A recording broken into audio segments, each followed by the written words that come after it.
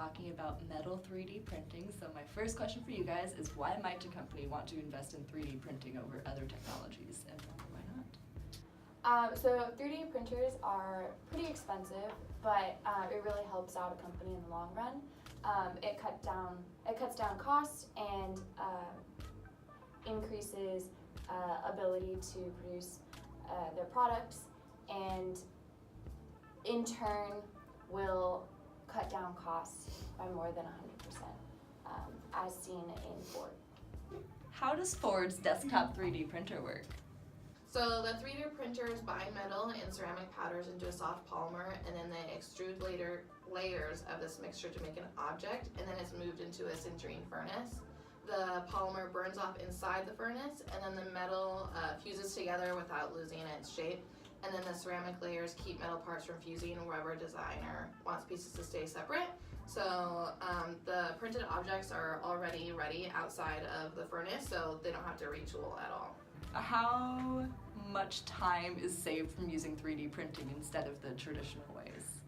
So it usually just makes up like a fraction of the price. So with Ford specifically, to produce, assemble, and prep prototypes, it only takes a week now, and before it would take them like 6 to 8 weeks to do that whole entire process.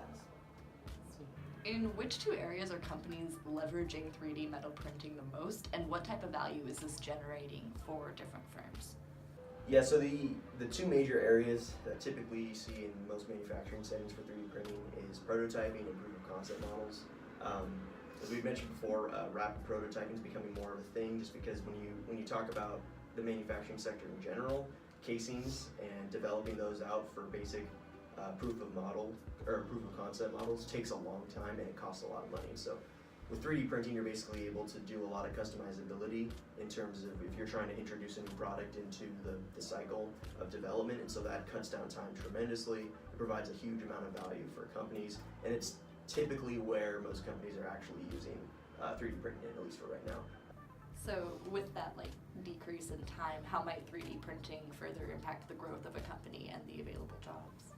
3D printing will help expand many companies in being able to produce more products quicker, and the jobs, they seem like the machines would take over many humans' jobs, but actually there need to be people in the company who can upkeep the machines and tell the machines exactly what to do and all the thought process that goes into actually making the product. Regarding Airbus, how does Airbus's move to 3D printing increase their competitiveness? So Airbus, what they've done is they've been able to radically reduce their waste. So they needed 300 tons of material to build 32 tons of parts, but now they only need, with the 3D printing, they only need 30 tons of metal powder, which is crazy how much they're not using anymore. And so basically what they've been able to do is increase their cost competitiveness, and they reduce their material waste and consumption, and then allowing them to also gain more supply chain flexibility. What are some of the advantages first movers in this industry are able to capitalize on, and how will this shape the landscape of the manufacturing environment going forward?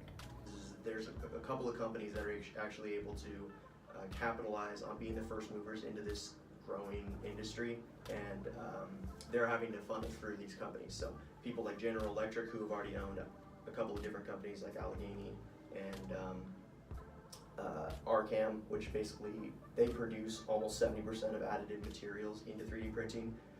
Anytime when we're moving forward into the realized value, they're going to be having to funnel through these companies, and so that's why you can see that they're already starting to develop a sustainable competitive advantage going forward, which is going to be huge, especially on their bottom line.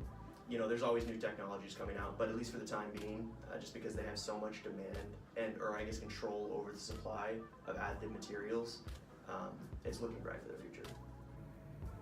Awesome. That's all of the questions I've got for you guys, so thank you. Thank you. You did it. We did it. Let's see if we can answer.